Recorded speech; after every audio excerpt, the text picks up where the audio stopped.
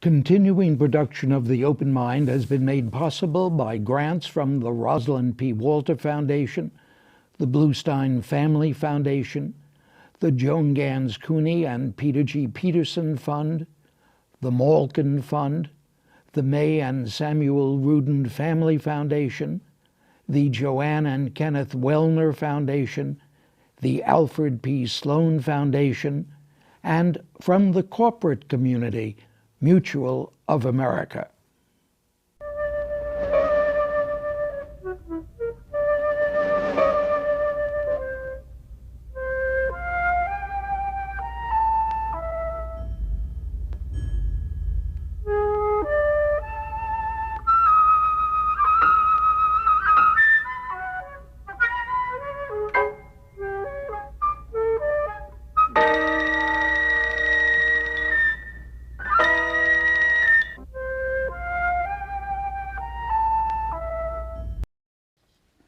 I'm Richard Heffner, your host on The Open Mind, and by way of introducing my guest today, Norman Lear, television's, indeed American entertainment's, man for all seasons, I'd like to share the way I introduced him to you nearly 30 years ago here on The Open Mind.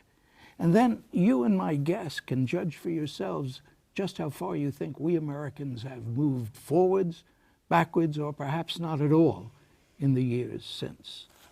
I'm Richard Heffner, your host on The Open Mind. I doubt that anyone watching this program is unaware of the moral majority, of the Reverend Jerry Falwell, and of the other religious, political, and social fundamentalists who feel that a deep-seated malaise has gripped this nation, that liberal humanism has led to a breakdown of our family structure, to a diminished national morality, to a rise in crime, even to a growing inability to protect ourselves from our enemies abroad. Richard Viguerie, the extraordinary fundraiser of the New Right, has twice been my guest here on The Open Mind to express that point of view. And of course, it's surfaced on other programs too. Today, I'd like to discuss it with an opponent, a media person who has created some of the brilliant, wildly popular television programs that have exercised the New Right, provoking what I assume have been paroxysms of rage, and, because of their popularity, perhaps even of profound envy on the right.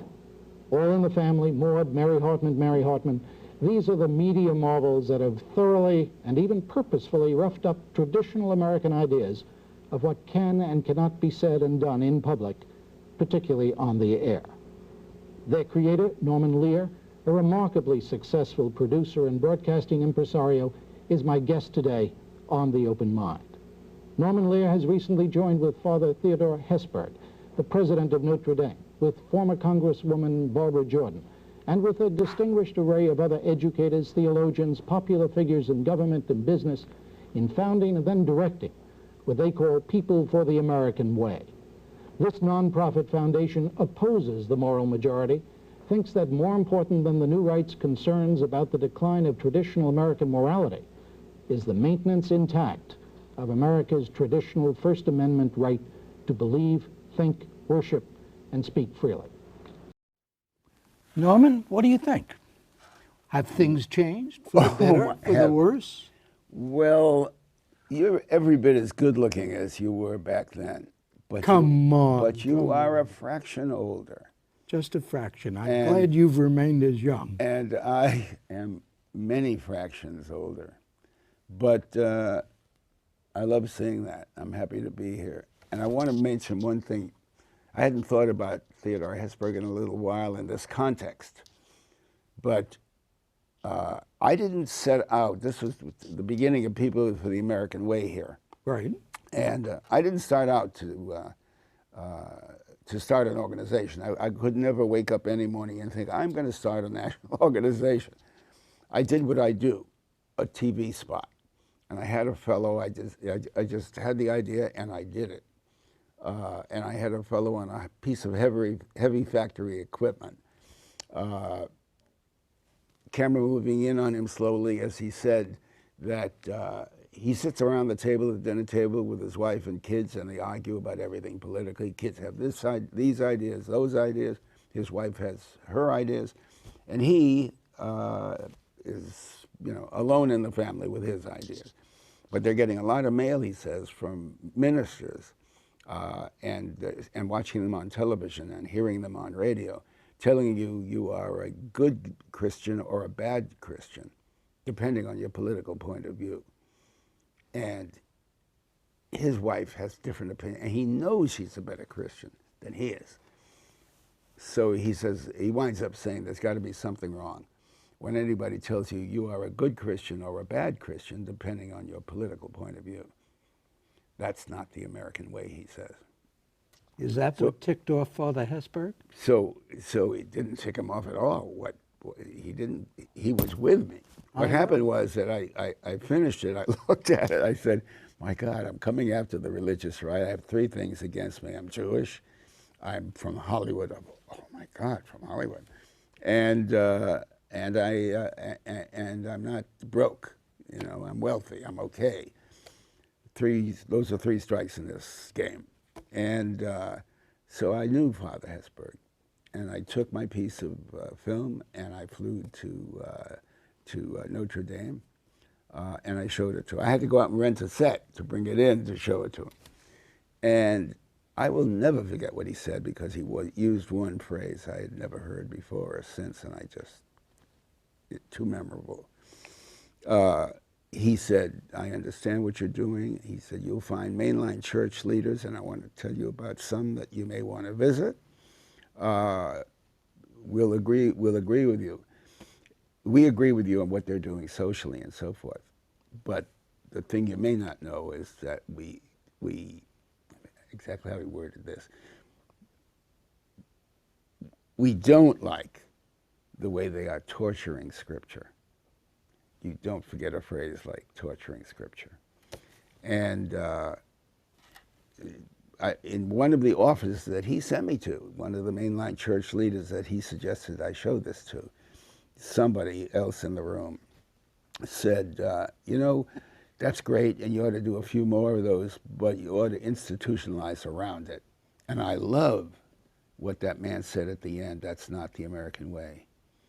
And that's why it was called People for the American Way, which, by the way, Richard, this is its 30th anniversary this year.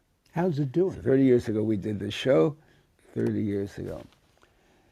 It is, in the last few years, since Michael Keegan became its leader, it has, well, since Michael Keegan became its leader, and since things turned the way they turned in our world, and the difficulty with all of that is as significant today, if not more so, and I personally believe more so. I don't wake up many mornings when I don't read my newspaper and thank God that People for the American Way is there. Now listen, I'm not going to let you get away with just that phrase about the way things are. Yeah. What are you specifically concerned about? Well, in that arena, I'm concerned about a number of things, but in that arena, I'm prompted to say, I was at your 58th luncheon yesterday. Make it 55. 55 years. 55 years for the open mind. For the open mind on the air. Right. Yeah. And I was in a room full of major intellectuals and the people I would be thrilled to be with. I spent my life wishing to be at that luncheon. I admire so many of the minds in that room. And I don't think of myself that way. I didn't come through this life to this place scholarly. But I have an appetite and concern and so forth for understanding what's going on in my own way. So I just, what I'm saying is, I think there are people who've sat across this table and able to talk a great deal more in an informed political, sociological, scholarly way. Norman, you know, I have to take exception to that. I've been reading, because Daphne Dolger prepared for me, so many of the speeches or excerpts from the speeches that you have given and what you have written over the years, ranging from that wonderful exchange of letters between you and Ronald Reagan, which is so touching in a very real sense, to the most erudite comment on where we are today. And I wondered whether it was this, you talk repeatedly, you write repeatedly about short-sightedness in our country, and I wonder if that's what well, I think if you were to ask me what I think the systemic disease of our time, and perhaps increasingly the last century, well, Andy Warhol said it, didn't he? He defined the last century in one sentence. Everybody will have their 15 minutes. Short term. And my God, talking to you, my mind races. I don't want to leave what you just said without saying life is a collaboration. And in regard to these speeches and everything else, there's a young man, a good deal younger than I, David Bollier, who's been a major part of my life, who's worked with me on speeches and so forth. So I just want to mention that in that context. Throughout my life, a series of great collaborations. So, what's your question? Well, the question really had to do with what bugs you the most. On the religious right, I think we look at the confluence of the neoconservative point of view, extreme neoconservative point of view, big money through corporate America and people who've gotten wealthy through corporate America, and the religious right. They need each other from issue to issue, and they join each other from issue to issue. And there is no context in media in our America. We don't get things in context. So what we get is that, or I get anyway, is that big picture. Those three factions coming together doesn't bring about the America I thought we were much closer to when I was a boy and a young man. You bring the media into this. You're not letting the media off the hook, are you? How do you let the media off the hook? No, I'm not. Because they're so important? Because they play such a major role? Because Americans in their emotionally crowded lives, when I say Americans, I'm talking about that middle class that we, has tossed around the expression middle class by all the politicians and everything else. Nobody talking to us about who they are and how many they are and what is really happening to them. Oh, it's all in little squibs and, and phrases. But those people trying to get their kids through college, trying to keep 3 good meals on the table, hopefully an RV in the driveway with, a life. In their emotionally crowded lives, because it is really difficult.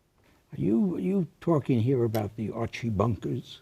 Yes. Of America? Yeah, I'm talking about the Herman Lears, and his brothers when I was a kid of the Depression. And what I saw as a kid of the Depression, absent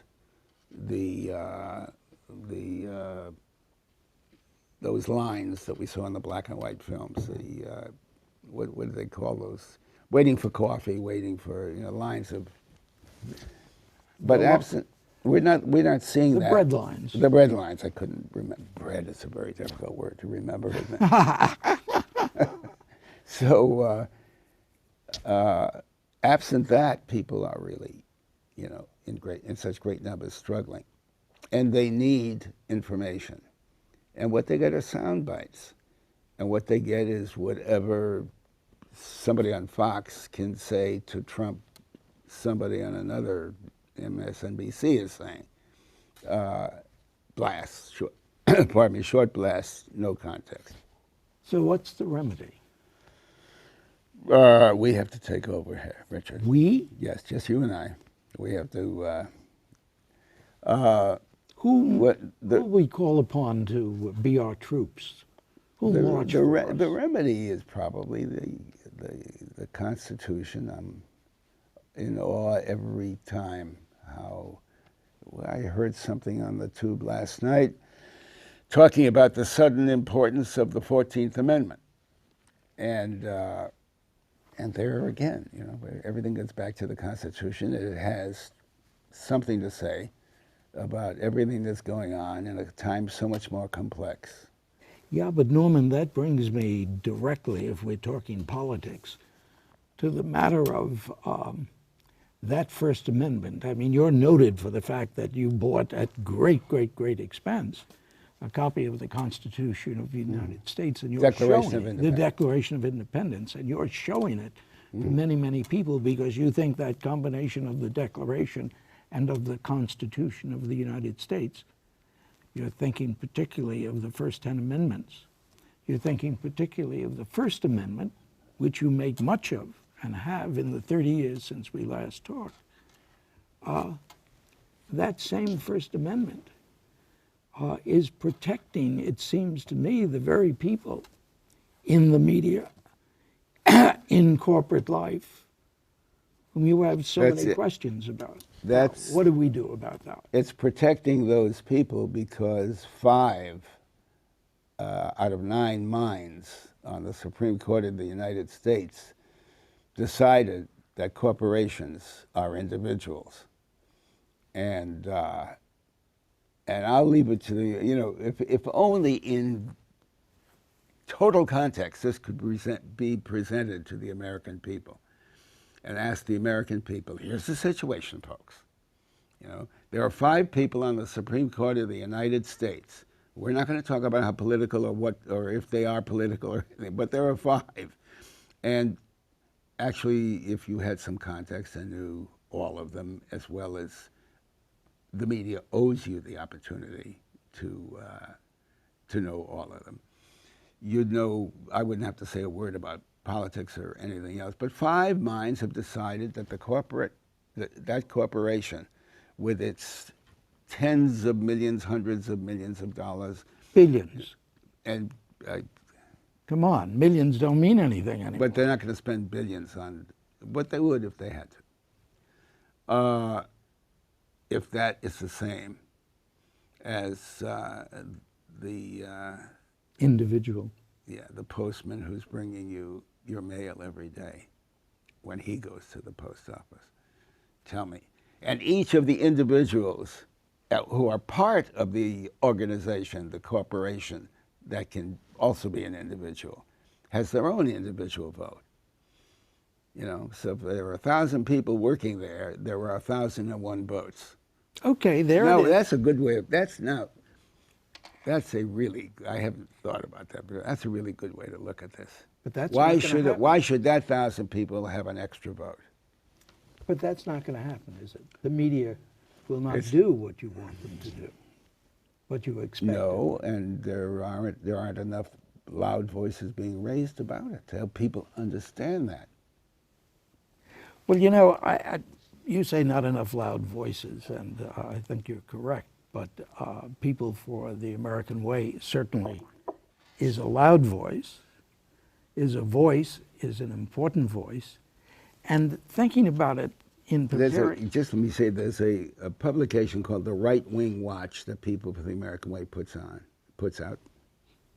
I encourage your viewers, write me, I'll send it to you. Write them, but take a look at that Right Wing Watch as it comes out constantly. It's brilliant. And the product of that Declaration of Independence, the product of that Constitution of the United States, the product of that Bill of Rights. You attribute this to 5 people on the Supreme Court at this moment.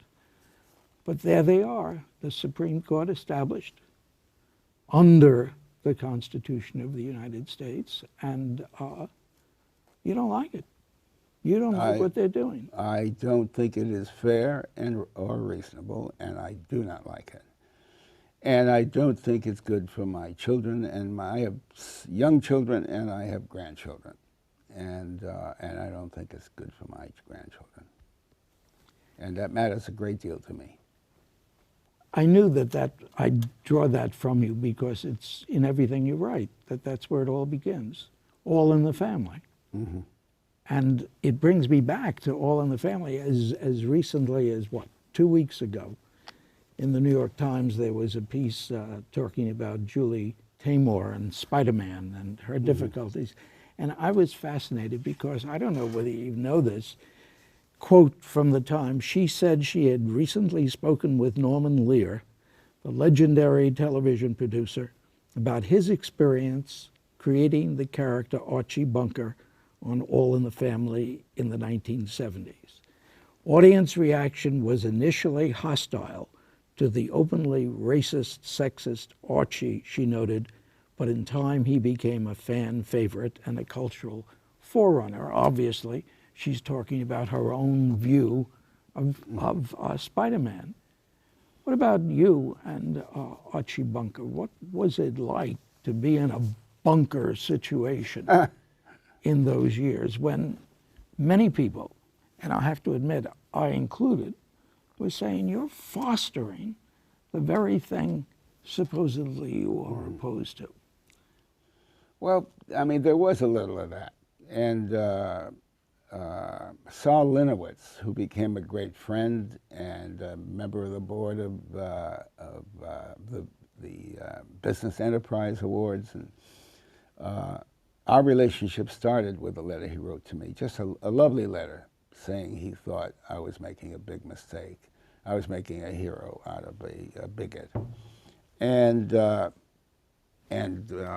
what's her name, who wrote Gentleman's Agreement? Laura Hobson wrote a big piece in the Sunday New York Times about it.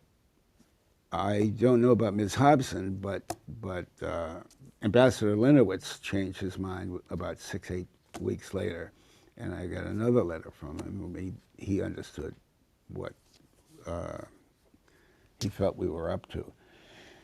And what I was up to was not to make this Archie Bunker a villain, but to make him a product of the times.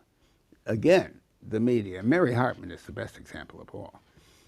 I mean, in terms of our intention, anyway. Archie was, like a lot of people, it's a human condition, afraid of progress or timorous, anxious about things changing because they're comfortable with what is. So he was that, and he was a product of the media. I mean, he got what he got. So he knew a little about this and a little about that, and he could repeat the things he'd heard. So black people moving into his white neighborhood was, oh, that's not what I know. I don't want that. But, and this came up in the course of the show, ask him to sign a petition or be among a group of people who put a cross on a lawn or something, and he wouldn't do it. So, but Mary Hartman was intended to be a product of the media. So on the opening show of Mary Hartman, a family of 5, 2 goats, and 8 chickens were slaughtered right around the corner. And she was concerned about the waxy yellow buildup on her because the ads and that's where her mind was that morning. At the end of the show, on the very last of 2 episodes, she is sitting on the David Susskind show. Well, you did it all, didn't open you? End. And he has 3 media types. 3, they're still about, those people, those faces, those attitudes. And they're questioning her because she has been, some organization picked, probably a breakfast cereal, picked her out to be the housewife of the mother of the year. So she's being asked questions by these 3 people in Susskind. And she goes crazy. It's as good a piece of acting as I have ever seen on television. And they drive her, literally, out of her mind. And that's the way the show ended. Were you putting the needle into David? Into David? No, no, no. He was a guest on the show, and it was the show. It was the No, media. no, David Susskind. It was his show. No, no. I was. It was. You were using We that. were doing the open end on our show. Right. So it wasn't his show; it was our show. Right. No, no. David Susskind was my first cousin. I didn't know that because I used to go around and people used to say, "Oh, is your program open end?" And I used to say, "No, I'd rather have an open mind than an open end." Oh, I like But that. we'll talk about David at another time. How purposeful were you, politically speaking, in what you did with your comedies? Now I know you drove the religious right berserk, but how purposeful were you politically speaking? Were you trying to accomplish social political objectives? I do not know how to say it strong enough. Absolutely not. I see life the way I see it. And things, if you were to ask me about health and welfare, you would ask me about raising children, you would ask me about political life, I see it the way I see it. So I wish I had it in front of me so I could read it. I wish I had John Kennedy's definition of a liberal. But it's in 2-3 lines, and it's exquisite, and I'm that. I just am that. So everything I think about, I'm that. Well, look, I promised you that I'd get you out of the studio 1 hour from now. So if you will just sit still, because we've come to the end of this half hour, we'll do another program, and I'd like to ask you more about that purposefulness. You willing? I am thoroughly willing. Good. Thank you very, very much, Norman Lear, for joining me for this first program today on The Open Mind. You are welcome. And thanks, too, to you in the audience. I hope you'll join us again next time, which will be next time. And meanwhile, as another old friend used to say, good night and good luck. And do visit the Open Mind website at 13.org/openmind to reprise this program online right now, or to draw upon our archive of 1,500 or so other Open Mind and related programs. That's 13.org/openmind.